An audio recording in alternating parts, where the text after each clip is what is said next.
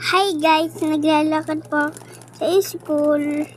Nung pagpasok ko po sa room, tinuro po sa amin ni Teacher Annalyn yung klase namin.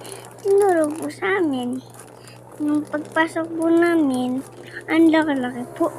Kado lahat pwede maglaro. Bago magbukas si teacher din. May motor po. Lakad na, bilis mo. Umihi muna po ako. Kasi po naiihi po ako, diba? Diba yung mga tao po?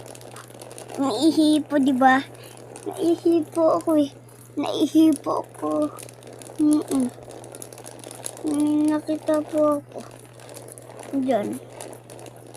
Laki-laki po ng classroom ko.